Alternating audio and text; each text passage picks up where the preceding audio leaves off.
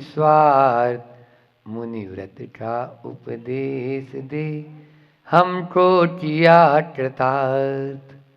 मातृ भावना मम रही, मुनि व्रत पाल यथार्थ। मैं भी मुनि सुव्रत बनूं, पावन पाए पदार्थ। बोलिए कुटोरा के मूनलाइट 1008 श्री अतिशयकारी मुनि सूरतनाथ भगवान की। परम पूज्य संत श्रोमणी आचार्य गुरुवर विद्यासागर जी महामुनिराज की। परम पूज्य मुनि श्री आचार्य श्री 108 विनिश्चय सागर जी महाराज की। परम पूज्य मुनि श्री 108 दुर्लभ सागर जी महाराज की।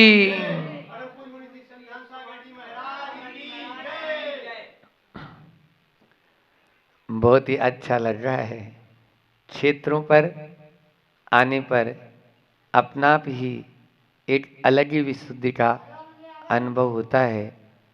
कितने सालों पुरानी, सैकड़ों वर्षों पुरानी प्राचीन प्रतिमा के दर्शन करके अपने जीवन को, शास्त्रों में आता है 100 साल से यदि वो प्रतिष्ठित भी नहीं है, प्रतिष्ठा नहीं हुई थी, लेकिन 100 साल से यदि अधिक की वो प्रतिमा है, 100 साल तक कोई नमस्कार उसको करते जा रहा है तो स्वयं ही वो प्रतिष्ठित हो जाती है। अलग से कोई उसको सूर्य मंत्र देने की आवश्यकता नहीं पड़ती। सैकड़ों वर्षों पूर्व यह प्रतिष्ठित प्रतिमा और अतिशयकारी प्रतिमा बहुत ही मन गदगद हो जाता है। और फिर विनिश्चय सागर जी महाराज जी ने यहाँ पर अपना समय और सामर्थ्य और सब कुछ उपदेश और आदि आशीर्वाद देकर इस क्षेत्र को ही चमन कर डाला है। निश्चित रूप से आप लोग बड़भागी हैं जो संतों का सानिध्य आपको प्राप्त होता रहता है। आज अपन प्रतिदिन एक एक कारिकाओं के माध्यम से आगे नीति कारिकाओं के माध्यम से अभी अपना यह श्रृंखला चल रही है। आज आपने देखा होगा कि इस संसार में बहुत सारी पत्रिकाएं निकलती है, बहुत सारे स्टेटमेंट निकलते रहते हैं कि देश में सबसे ज़्यादा धनी कौन, विश्व में सबसे ज़्यादा धनी कौन। 10 टॉप 10 में आते हैं ना, टॉप 10 में कि 10 आदमियों के सबसे धनी व्यक्ति भारतवर्ष के या विश्व भर के कौन कौन हैं। ये तो पत्र पत्रिका, एक फोर्ड कंपनी है वो निकालती रहती है इसको, और भी अन्य अन्य कंपनियां भी निकालती है। तो इसी प्रकार से सबसे धनी या सबसे अमीर आदमी कौन है ये बात तो निकालते रहते हैं, लेकिन सबसे सुखी कौन, आज तक इसकी कोई पत्रिका नहीं निकली। सबसे सुखी कौन, ये आज तक कोई पत्रिका नहीं निकलती है, क्योंकि हमारी दृष्टि केवल अर्थ की ओर ही रहती है। हम अपनी जो इच्छाएं हैं या जो जितनी कोशिश है हमारी वो धनी बनने की होती है, सुखी बनने की कामना कोई भी नहीं करता है। सब धनी बनने में ही अपने मन की प्रसन्नता मानते हैं, जबकि सुखी बनकर ही हम अपने मन को प्रसन्न रख सकते हैं। ये सब चीज आदमी सुखी बनने में ही रिचनेस बनना चाहता है, हैप्पीनेस नहीं। आदमी रिचनेस बनना चाहता है, हैप्पीनेस नहीं। मैं कहता हूं हैप्पीनेस में ही सब कुछ है। यदि आदमी सुखी होना चाहता है तो सुख का मार्ग खोजे, क्योंकि जिन चीजों में, जिन अवधारणाओं में आपने सुखी होने का राज मान रखा है वो सुखी होने का राज है नहीं, वो तो दुखी होने का राज है।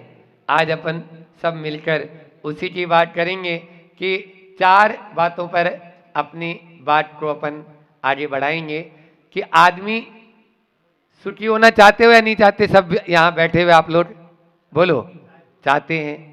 तो अभी आप दुखी हैं या सुखी हैं? पहले अपने आप को दुखी मानना होगा कि अभी हम दुखी हैं। स्वस्थ होना वही चाहता है जो अस्वस्थ हो, जो रोगी हो वही निरोगता के, वही डॉक्टर साहब की इच्छा करता है। हर कोई डॉक्टर के यहाँ नहीं जाता। क्यों नहीं जाता? क्योंकि बीमार नहीं है। तो आप लोगों को पहले बीमार मानना होगा। समझ में आ रहा है? हम बीमार हैं। अब बीमार हैं तो सही मार्ग खोजना होगा। समझ में? धूप से व्याकुल व्यक्ति छाया की ओर दौड़ता है, समझ में आया? जिसको छाया की जरूरत नहीं है वो छाया की ओर क्यों जाएगा? तो इसलिए हमें प्रभु की, देव शास्त्र गुरु की छाया में आना है और वही सच्चा मार्ग है। यहाँ आप बैठे हो तो उसी धूप से बचने के लिए बैठे हो कि भगवान संसार में जहाँ जाते हैं वहाँ दुख ही दुख है, आपके नजदीक आते हैं तो कुछ देर की शांति का अनुभव करते हैं। सबसे पहले तो हमने अवधारणा बना रखी है कि अर्थ में सुख है, जबकि अर्थ में सुख नहीं है। बोलो, नहीं तो सबसे ज्यादा अमीर आदमी को सुखी होना चाहिए था, या जिसके पास जितना ज्यादा धन वो उतना ज्यादा सुखी, और जो जितना ज्यादा निर्धन वो उतना ज्यादा दुखी। तो आपकी सबकी नजरों में सबसे ज्यादा दुखी तो हम होंगे जिनके पास में एक फूटी कौड़ी भी नहीं है। बोलो, यदि ये परिभाषा आपने बना दी कि जिसके पास सबसे ज्यादा धन वो सबसे ज्यादा दुखी, और सबसे जिसके पास में धन नहीं वो सबसे ज्यादा दुखी, तो सबसे ज्यादा दुखी तो हम होंगे। रहने के लिए मकान नहीं, खाने की भी व्यवस्था नहीं, दूसरे दिन या आज की भी कि मिलेगा या नहीं मिलेगा। बोलो, तो सबसे ज्यादा दुखी कौन हुए? हम हुए। लेकिन हैं? बोलो गांव वालों, नहीं है ना। इसलिए अर्थ को आप सुखी होने का माध्यम या अवधारणा मत बनाओ, ये धारणा ही गलत बना रखी है। समझ आई? ऐसा हुआ एक बार, देखो कैसे होता है। अर्थ के चक्कर में आदमी 99 के चक्कर में अपना पूरा का पूरा जो है जीवन खपा देता है। एक आचार्य ज्ञान सागर जी महाराज जो हमारे दादा गुरु हुए, उनकी एक पतली सी पुस्तक है, उसमें एक कहानी है, उसका नाम है कर्तव्य पथ प्रदर्शन। क्या नाम है? बहुत पतली सी कहानियों की पुस्तक है। उन्होंने उसमें 84 कहानियां छांट छांट के लिखी है। बहुत ही अच्छी कहानियां, हमने 2-3 बार पढ़ी उसको। उसमें एक कहानी याद आई, 99 का फेर। कहानी का नाम क्या है? 99 का फेर। ठीक है। अब एक बार ऐसा हुआ, एक सेठ जी थे, वो अपने सुखी, मतलब यानी उनके बाजू में एक किसान रहता था और वो सुखिया नाम था। उस किसान का नाम क्या था? सुखिया। ठीक है। अब वो सेठ जी जो थे, उनकी पत्नी बोली, देखो तो ये सुखिया तो बहुत ही सुख से रहते है ना, सुबह शाम भजन करे थे, आरती करे थे, पूजा करे थे, दिन भर खेती किसानी अपने करके और शाम को अपने समय पर सो जाते। तो सेठ जी बोले, हाँ कहती तो तुम ठीक हो, ये सुखिया जो है वो बिल्कुल सुखी है, लेकिन आदमी के मन में इच्छा या कामना जागृत हो जाए तो वो दुखी हो जाएगा। और उनके मन में, सेठ जी के मन में आया कि देखो इसको कैसे दुख अब शुरू हो जाएंगे। वो अपनी पत्नी से बोलते हैं, अभी तक तो ये सुखी है लेकिन कल से ये दुखी हो जाएगा। पत्नी ने सोचा, क्यों दुखी हो जाएगा? ये तो आराम से सब काम अपना सही समय पर भोजन कर रहा है, पानी पी रहा है आराम से, है सोता भी है, दिन में थोड़ा आराम भी कर लेता है खेत में। उन्होंने क्या किया, रात में सेठ जी ने एक पोटली ली और धीरे से उसके घर में आंगन में छोड़ दी। अब उस सुखिया सुबह सुबह उठा और देखता है लाल रंग की पोटली। अरे देख, तो अपन रोज सोचते थे भगवान ने अपनी सुन ली, आज तो देख भगवान ने कोई पोटली बरसा दी।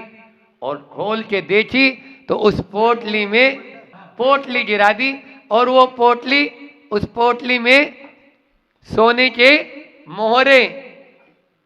उसने गिना, दोनों ने, पति पत्नी ने, किसान की जो पत्नी थी 99 थी। अरे भगवान ने मोहरे तो बरसाई लेकिन 99 दी है। चलो वो भी चाहता है एक मोहर तो मैं खुद अपने पुरुषार्थ से कमा लूंगा। वो 99 थी और 99 थी तो उसने बोला मैं अपने पुरुषार्थ पूर्वक एक मोहर तो कमा ही लूंगा।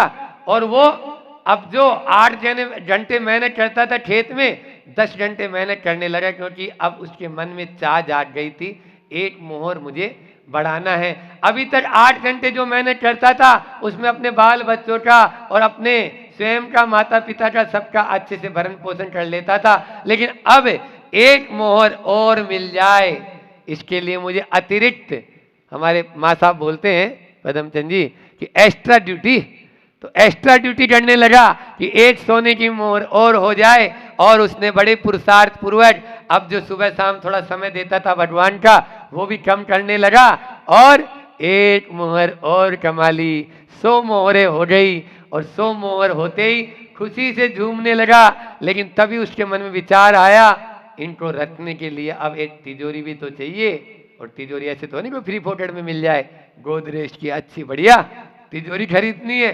फिर उसने पुरुषार्थ करना शुरू किया, एक्स्ट्रा ड्यूटी शुरू करना किया, और जो पूजन पाठ करता था सब बंद करके एक तिजोरी खरीदी, और उस तिजोरी में उस मोहर जो पोटली थी 100 मोहरें उसमें रखी।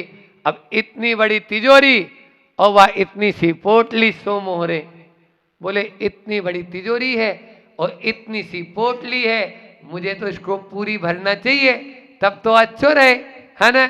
अब वो किसान तिजोरी भरने में लग गया। किसी ने सत्य कहा है, आज तक संत कहते हैं आज तक वह तिजोरी पूरी नहीं भरी, और सब लोग उसी चक्कर में लगे हुए हैं। वह पोटली वहीं की वहीं रखी है 100 वाली, लेकिन सब लोग चाह रहे हैं कि हमारी ये तिजोरी पूरी भर जाए, लेकिन वह तिजोरी आज तक नहीं भर पा रही। ये पेट भर सकता है, पेटी नहीं। भगवान हमें पेट भरने के 70 साधन दिए हैं, लेकिन पेटी भरने के साधन नहीं दिए हैं। इसलिए ध्यान रखना बंधुओं, हम अर्थ को अपने सुखी होने की अवधारणा कभी न बनाएं।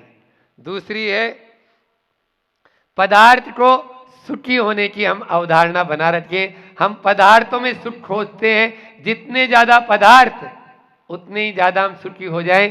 3 काल में नहीं हो सकते। आप सोचे थे बाजू में पड़ोसी के यहाँ मोटरसाइकिल है, अपने यहाँ कार आ जाए तो अच्छी है। अपन ने अच्छी मेहनत करके कार मंगवा ली, खरीद ली, किस्तों में ले ली थी, है ना, थोड़ी जुगाड़ करके। अब कार तो आ गई, लेकिन जो मोटरसाइकिल वालों तो वो भी कम नहीं तो आपने जो हल्की कार खरीदी थी उसने और अच्छी कार खरीद ली। अब आपकी वो कार बेकार नजर आने लगी। अब वो कार बेकार हो गई क्योंकि आपके यहाँ 2 लाख वाली कार थी और वो 10 लाख वाली खरीदी ले लाया था।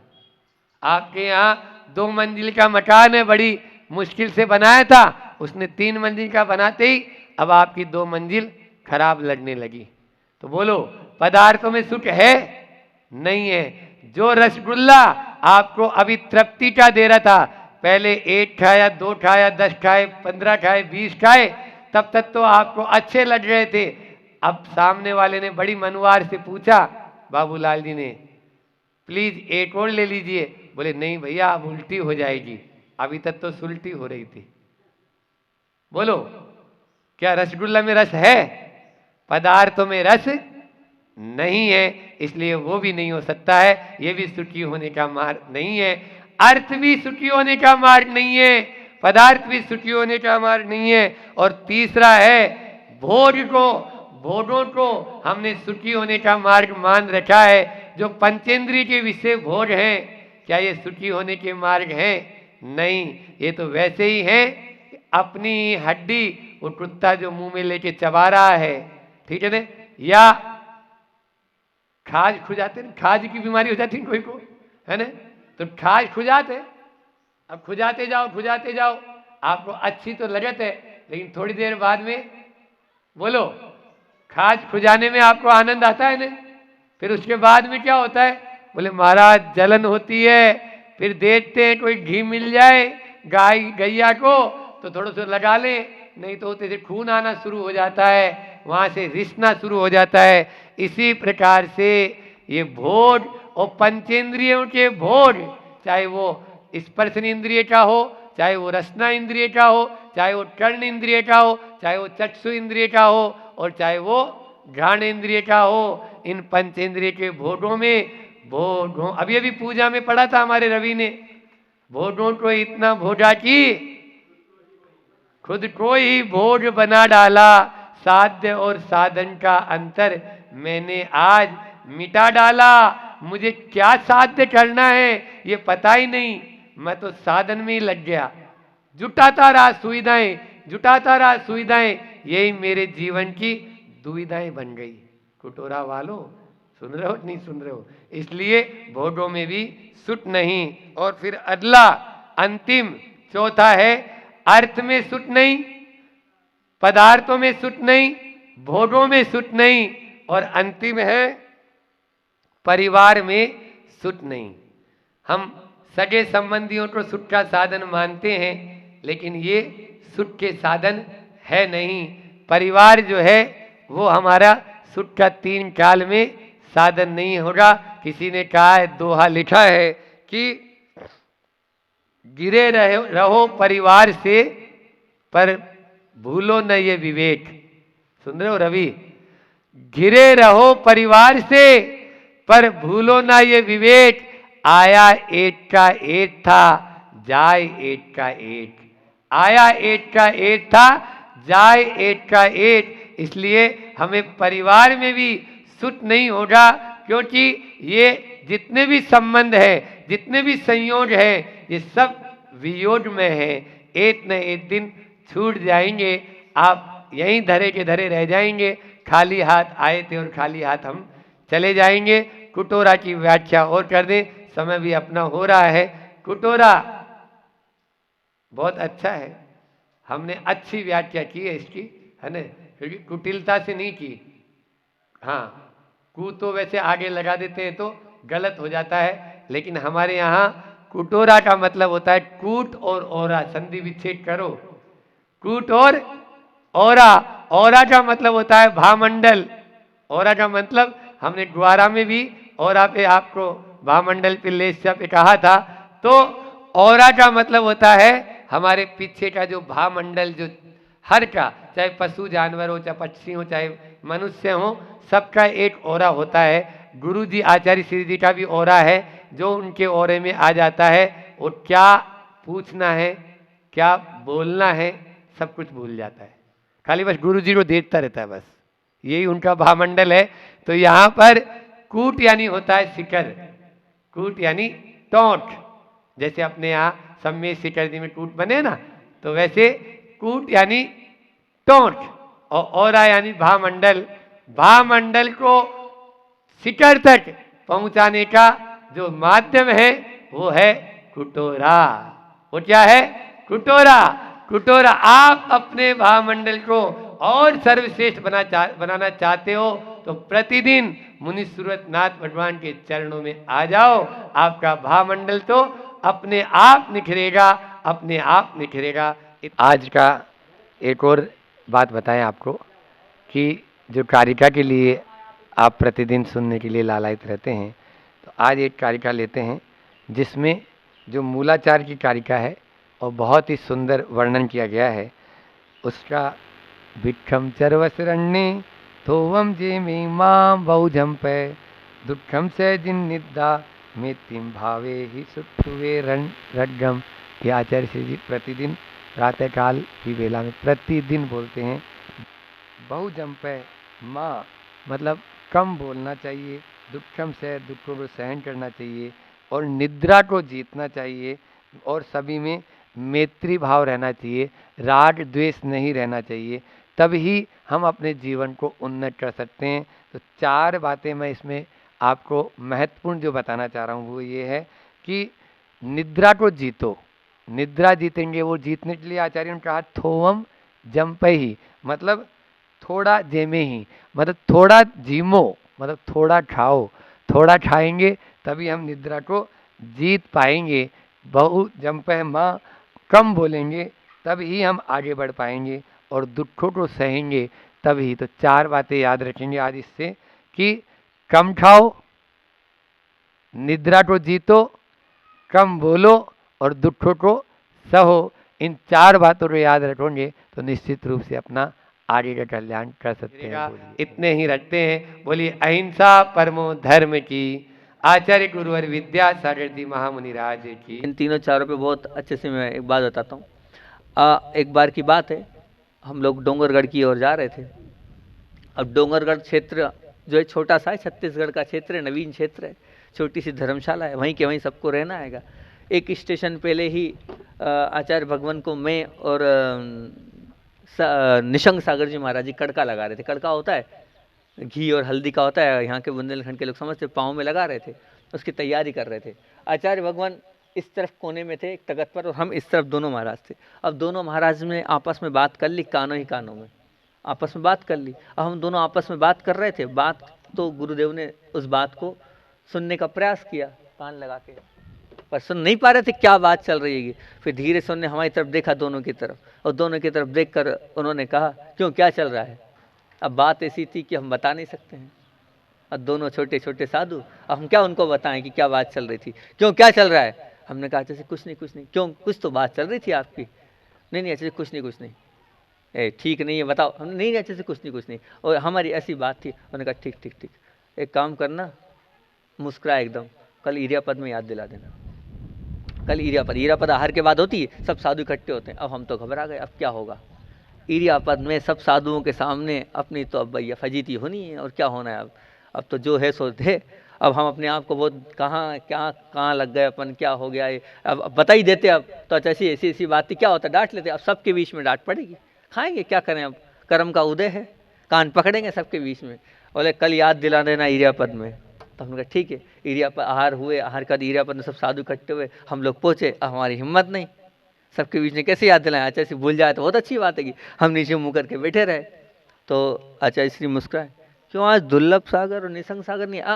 क्यों दुर्लभ, क्यों निसंग? कल क्या बोला था? जी अच्छा जी अच्छा। हम घबरा गए जी, वो याद दिलाना था। तो अभी तक याद क्यों नहीं दिला रहे हो? जी दिला रहे थे। हाँ दिला रहे थे। अब उतने में हमारा और पसीना पसीना हो गए। हमने कहा क्या होगा? फिर आचार्य श्री बोलते हैं, अब सुनना ध्यान से। आचार्य श्री बोलते हैं, बोले अपन डोंगरगढ़ क्षेत्र में चल रहे हैं, छोटे सी वहाँ धर्मशाला है, वहीं के वहीं सब लोग रहेंगे, और वहीं के वहीं जब सब लोग रहेंगे तो आप लोग वहाँ पर एक दूसरे से बात करेंगे तो एक दूसरे को डिस्टर्ब होगा। आप जब बात करते हो तो डिस्टर्ब भी होता है। कल हमने देखा, हम ही थे, छोटा सा कमरा था, एक कोने में हम बैठे थे, एक कोने में दो महाराज बैठे थे। इतनी धीरे धीरे बोल रहे थे कि मेरे तक आवाज़ ही नहीं आई। बोले ऐसी बात करना चाहिए कि दूसरा डिस्टर्ब ही नहीं हो, आपकी बात से दूसरे को समझ ही नहीं पड़े। अब दूसरा शुद्ध उपयोग में लीन है, अब दूसरा स्वाध्याय में लीन है, दूसरा और दूसरे काम में लीन है, अपने उसका अच्छा उपयोग चल रहा है। लेकिन अब आपने मान लो वो कह दिया, अब वो आपकी बात से उसका शुद्ध उपयोग टूट गया। इसलिए हमको ऐसी बात करना चाहिए, जिसको सुनाना है वो सुने, दूसरा ना सुने। ये जो लोग कर रहे थे, मैं इस चीज़ से बहुत प्रसन्न हूँ। ऐसे ही होना चाहिए, और ऐसे ही आपको डोंगरगढ़ में साधना करना है, धीरे बोलने की ऐसी साधना करना है। बहुत अच्छी साधना लगी, हम तो बड़े प्रसन्न हुए। बहुत अच्छी बात है भैया, हम तो बड़े प्रसन्न हुए, बहुत अच्छी बात है। तो हम तो घबरा रहे थे कि क्या होगा। लेकिन उन्होंने कहा ये धीरे ऐसा बोलें कि क्योंकि हम जो वचन बोलते हैं, उस वचन के माध्यम से ये मान के चलना कि ये वचन वर्गणाएं पूरे प्रदेशों में जाती है। तो जहाँ जहाँ ये वचन वर्गणा टकराएगी, वहाँ के जीवों को आघात पहुँचेगा। तो इसलिए हमारी बात जिसको हमें सुनाना है उसे सुनाएं, इसलिए धीरे बोलें और मीठा बोलें। मीठा इतना बोलें कि सामने वाला आपके शब्दों से बाग हो जाए, ना कि आग हो जाए। वो ऐसा लगे कि हाँ भैया इसके वचन खिरते ही रहें, और ये जब बोलता है तो मीठा ही बोलता है। तो ऐसे मीठे वचन आपके मुख से निकले तो बहुत अच्छी बात है कि, और फिर मीठा बोलें, धीरे बोलें, और क्या बोलें, कम बोलें। कम बोलने पर आचार्य श्री को बहुत अच्छी बात है। आचार्य श्री बोलते हैं बहुत कम बोलें, बहुत कम शब्दों में बोलें। तो इसके लिए आचार्य श्री बोलते हैं जो पुराने लोग हैं वो समझ जाएंगे, नए लोग नहीं समझ पाएंगे। आचार्य श्री ने कहा कि आप लोगों को ध्यान है, पहले के ज़माने में आज से 20-25 साल पहले STD PCO हुआ करते थे। STD PCO फ़ोन लगाने जाते थे ना, हर चौराहे पे STD PCO होते थे, और फ़ोन लगाने जाते थे। नए बच्चे नहीं जानेंगे, नए बच्चों ने तो मोबाइल देखा है, वो STD PCO चौराहे पे नहीं देखा होगा। तो बोले वहाँ जाते थे तो मीटर पे ध्यान देता था, और कैसा, जितनी बात करना उतना खट से रख दिया, फलाना काम है, इतना काम है, खट से रख दिया। बोले ऐसा होता था, ये STD PCO पे हुआ करता था, हर चौराहे पे हुआ करते थे, खट से, क्योंकि उधर ध्यान देता था, बिल ज़्यादा तो नहीं हो रहा, धड़ से रख दिया। बोले ऐसी बात होनी चाहिए। आप ये मान के चलो, आप जितना बोल रहे हो उतना कर्म रूपी मीटर हमारा चलते जा रहा है, कर्म बढ़ते जा रहे हैं। ये मानो बोलना पाप है।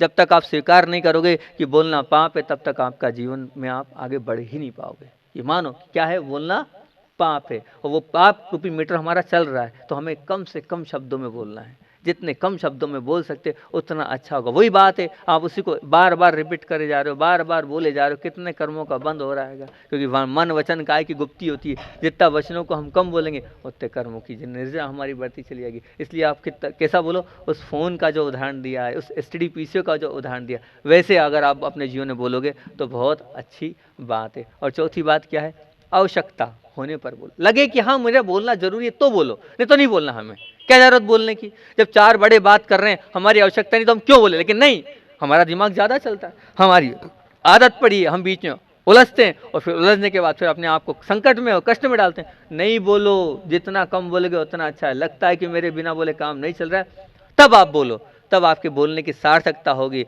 तब आपके बोलने की कीमत होगी, तब आपके वचनों को तोला जाएगा कि भैया ये बोल रहा है, इसकी बात मान लो। आपके वचन इसलिए नहीं जो है वो फल रहे हैं, कारण कि आप जहाँ देखो वहाँ बिना सोचे समझे बोल देते हो और आवश्यकता नहीं होने पर बोल रहे हो, इसलिए आपकी वचन सिद्धि नहीं है। अपनी वचन सिद्धि चाहते हो तो आवश्यकता होने पर बोलोगे तो आपके वचनों की सिद्धि होते चली जाएगी। तो ये चार बात बोली मैंने, ध्यान रखना, धीरे बोलो, मीठा बोलो, कम बोलो और जरूरत आवश्यकता होने पर ही बोलो। अगर आपने ये वाणी अपने जीवन में, वाणी के ये चार नियम अपने जीवन में अपना लिए तो आपका कल्याण हो जाएगा। और चौथी बात है कि र मेन वा र है, र शब्द कह रहा है रहम करो। रहम मतलब उर्दू शब्द है रहम करो। रहम करो मतलब करुणा करो, दूसरों को देखकर, दूसरों के कष्टों को देखकर उनके ऊपर करुणा करो, उनको हमेशा उनके लिए सहयोग के लिए तैयार रहो। हमेशा ये भावना रखो कि इसका मैं कल्याण कर सकूं। अगर कोई दिखे आपको दुखी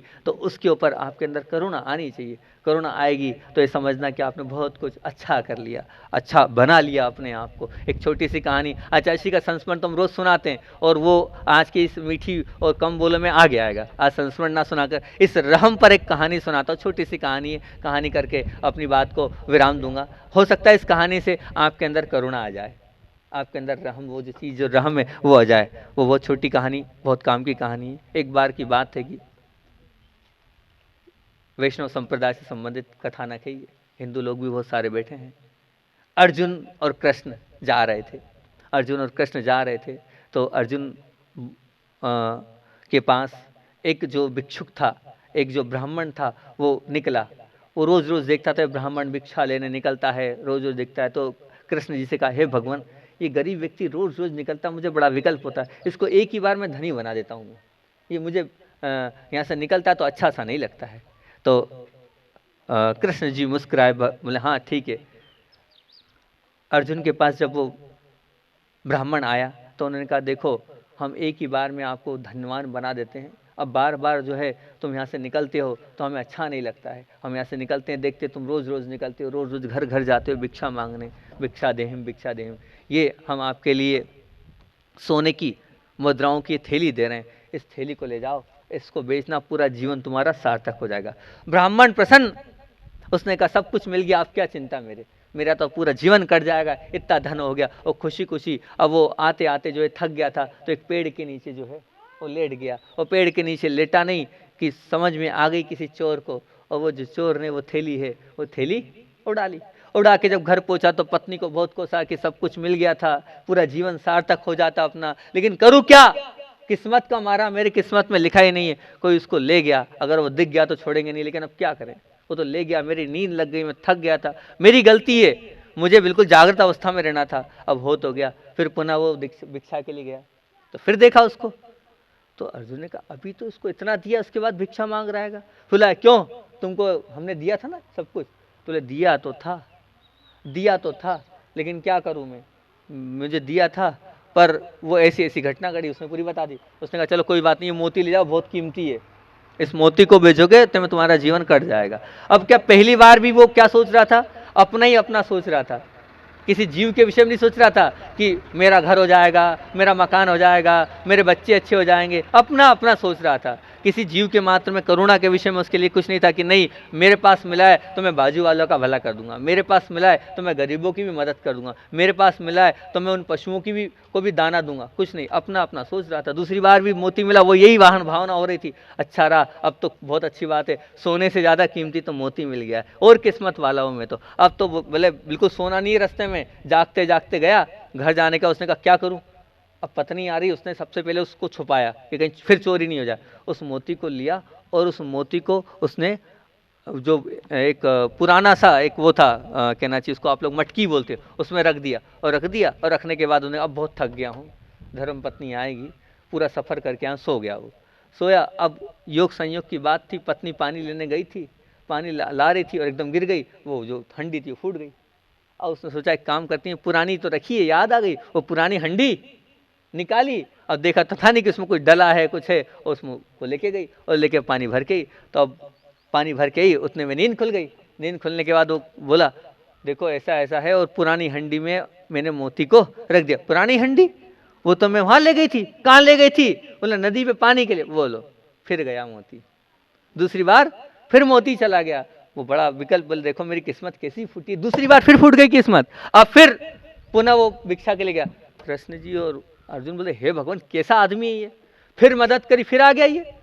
तो कृष्ण जी फिर मुस्कान लगे, हे भगवान समझ में नहीं आ रहा। तो फिर वो आया, क्यों क्या हुआ, उसने पूरी बात बताई। तो कृष्ण जी ने कहा अब इसको कुछ मत दो, इसको 2 पैसे दो। कितने दो? 2 पैसे दो। तो वो भी बोले 2 पैसे से मेरा क्या होगा, एक टाइम का भोजन भी नहीं होगा मेरा।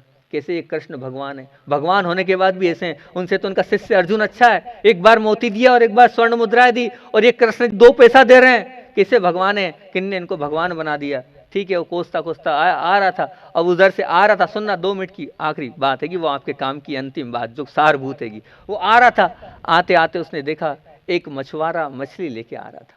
एक मछुआरा मछली लेके आ रहा था, और वो जो मछली थी उस मछली को देखता है बहुत सुंदर थी। उस सुंदरता को देख के वो मुग्ध हो गया। उसने सोचा 2 पैसे मेरे क्या काम आएंगे, मेरे तो कुछ काम आने नहीं है। इस 2 पैसे से ये मछली खरीद लेता हूँ और इसकी जान बचा लेता हूँ तो अच्छा रहेगा। ये मछली बच जाएगी, बहुत सुंदर मछली है, मेरे लिए नहीं इस मछली के लिए 2 पैसे काम आ जाए तो बहुत अच्छी बात है। उसने तुरंत 2 पैसे में वो मछली ली और अपने कमंडल में डलवा ली। उसने कहा नदी में इसको बाहर में डालाता हूँ। नदी में डालने गया, सुनना ध्यान से, नदी में डालने गया तो देखा उसको मोती मिल गया, दिख गया, मोती दिख गया। मोती दिखते ही वो खुश हो गया, अरे ये तो वही मोती है, अरे ये तो वही है, ये वही है, वही है। जैसे ये वही बोला, वहीं चोर खड़ा था जिसने स्वर्ण मुद्रा, वो घबरा गया, लगता है मुझे देख लिया, मुझे पहचान लिया, अब क्या होगा मेरा। वो चरणों में आके गिर गया ब्राह्मण के, हे ब्राह्मण मैं क्षमा चाहता हूँ, ये स्वर्ण मुद्रा आपकी रखो, ये स्वर्ण मुद्राएं आपकी रखो, हमें मुझे नहीं चाहिए स्वर्ण मुद्राएं, पर बाकी आप मेरे साथ मुझे राजा के पास प्रस्तुत मत करना, मैंने जो किया मैं उसके लिए क्षमा चाहता हूँ। खुश, मोती भी मिल गया, स्वर्ण मुद्राएं मिल गई, समझ में नहीं आ रहा। वो पुनः पहुंचा भगवान कृष्ण के चरणों में, भगवान ये क्या था, 2 पैसे में क्या चमत्कार हुआ कि स्वर्ण मुद्राएं भी वापस मिल गई, मोती भी मिल गई। तो अर्जुन ने पूछा ये समझ में नहीं आ रहा है, मैंने इतनी कीमती चीजें दी वो हाथ में नहीं, और आपने 2 पैसे दिए वो इसके लिए कल्याण कर गए। तो कृष्ण जी बोलते हैं वो आप लोगों के सुनने के लिए बात है, वो आप लोग सुनो। बोले वो जब उसको स्वर्ण मुद्राएं दी ना, उसने दूसरे के लिए सोचा नहीं, बिल्कुल नहीं सोचा, अपने लिए सोचा, मेरा मकान बन जाएगा, मेरे बच्चों की शादी कर लूंगा, मैं भोजन अच्छे से करूंगा, मैं अपनी पत्नी को अच्छे से रखूंगा। दूसरी बार भी उसने अपना ही अपना सोचा, इस बार उसने अपना नहीं सोचा, इस बार उसने किसका सोचा, पराई उस मछली का सोचा कि मेरा जो होगा सो होगा, इस मछली की जान बचा लूं। जो व्यक्ति दूसरों की सोचता है उसका ऊपर वाला सोचता है, जो व्यक्ति दूसरों के ऊपर रहम करता है, करुणा करता है, उसके लिए ऊपर वाला सोचता है। बोले इसलिए जब उसने दूसरों के विषय में विचार करना चालू किया तो अपने आप उसका भला होता चला गया। आप भी अगर अपने जीवन में दूसरों के विषय में विचार करोगे, दूसरों के विषय में भला करना के विचार रखोगे मन में, तो निश्चित मानना आपका भी भला होता चला जाएगा। ये कहानी का सार यही है, हम दूसरों के लिए देते जाएंगे तो अपने आप अपने रास्ते निकलते जाएंगे। उसने दूसरों के लिए, मतलब उस मछली के लिए जीवन दान दिया तो उसके लिए वापस से पुनः वो संपदा मिलती चली गई। आपको भी कुछ संपदा चाहिए तो आप दूसरों का कल्याण करते जाओ, निश्चित तौर से आपको संपदा मिलती चलिए। बोले आचार्य भगवान विद्यासागर जी महामुनि राज की। ककरवाह वालों, आपको मोक्ष जाना है, मैं प्रश्न पूछ रहा हूं आपसे, आपको मुक्ति की प्राप्ति करना है, करना है, नहीं जाना मोक्ष? कोई बोल ही नहीं रहा है, किसी को नहीं जाना मोक्ष। बोलो तो हाँ जाना है महाराज जी, हमें मोक्ष जाना है। तो हम प्रतिदिन जहाँ जिस गांव में जा रहे हैं हम उस गांव की व्याख्या करते आ रहे हैं। उस आपके गांव की जो व्याख्या है उस व्याख्या को हम सुना रहे हैं। अगर आप सुनना चाहोगे तो आप जिस गांव में रहते हो उस गांव के प्रत्येक शब्दों को समझोगे तो आप मुक्त हो सकते हो, मोक्ष प्राप्त कर सकते हो। ककर वाह आपके गांव का नाम है और प्रत्येक अक्षर को, प्रत्येक शब्द को लेकर चलते हैं। अगर इसको हमने आत्मसात कर लिया तो निश्चित मान के चलना आप भगवान के बाजू में बैठ जाओगे। लेकिन आत्मसात करना पड़ेगा, जहाँ रहते हो उसको समझो तो सही। ककरवाह क प्रथम अक्षर आपके गांव का है। वो क कह रहा है, क्या कह रहा है? वो संदेश दे रहा है आप लोगों के लिए, कराहना छोड़ो। कराहना से तात्पर्य होता है अपने कष्टों को बताना छोड़ो, अपने दुखों को सबके सामने रखना छोड़ो, सहना सीखो। जितना आप सहते चले जाओगे उतना आप उठते चले जाओगे ऊपर, क्योंकि जो सहता है वही ऊपर उठता है। हमारे तीर्थंकरों ने सहा है तब भगवान बने हैं। कहा नहीं है, लेकिन हम अपने दुखों को, अपने कष्टों को सबके बीच में बता देते हैं और बता बता कर अपने कर्मों की लीला को और बड़ा करते जाते हैं। अगर आप चाहते हो मेरे कर्मों का क्षय हो, मेरे कर्मों की निर्जरा हो, मेरे कर्मों का संबर हो, तो एक ही रास्ता है। वो कह रहा है कराहना बंद कर दो। जिनने कराहना बंद कर दिया, कष्टों को बताना बंद कर दिया, दुखों को बताना बंद कर दिया, उनका भला होता चला जाएगा। एक बात ध्यान रखना, हम आपसे पूछते हैं, क्या आचार्य ज्ञान सागर जी महाराज जी बार बार बोलते थे, प्रवचन सार में 2-3 बार बोला उन्होंने, मैंने प्रवचन सार पढ़ा। हमारे पूज्य गुरुदेव के जो गुरु हैं आचार्य ज्ञान सागर जी महाराज जी, उन्होंने जो बात बोली मैं आपके सामने रखता हूँ। आध्यात्मिक बात है लेकिन बहुत काम की बात है। उन्होंने कहा, क्या एक बात बताओ, ये जो ठंड पड़ती है, ये ठंड तो ठंड में पड़ेगी, ठंड में ही पड़ेगी ना। ये लू जो पड़ रही है गर्मी में, ये लू की लपटें तो गर्मी में होगी, पड़ेगी ना। वो बरसात आ रही है, वो बरसात में तो होगी ना। आप क्यों बार बार कहते हो बहुत ठंड है, बहुत ठंड है, बहुत लू लग रही है, बहुत लू लग रही है, बहुत गर्मी लग रही है। कह कर उस कष्टों को आप बता बता कर और कर्मों को बांध रहे हो, क्योंकि जो मौसम है वो तो मौसम के अनुरूप चलेगा, वो तो रहेगा। आपको उसको सहजता से सहन करना है। सिर का दर्द है, पेट की तकलीफ है, और कोई बीमारी है, स्वीकारो उसको। बार बार कहने से कोई सार नहीं है, सहने में सार है। इसलिए कराहना बंद करो, ये स्वयं के लिए भी और पर के लिए भी। अगर कोई दूसरा कराहता दिख रहा है तो सहना नहीं है, उसकी मदद करना है, मदद के लिए तैयार हो जाना है। आप अगर मदद के लिए तैयार हो जाओगे तो आपका भला हो जाएगा, क्योंकि दूसरों की कराहना पर आपके अंदर थोड़ी बहुत भी करुणा होगी, तो दया होगी, तो आप उसके लिए तैयार हो जाओगे मदद करने के लिए।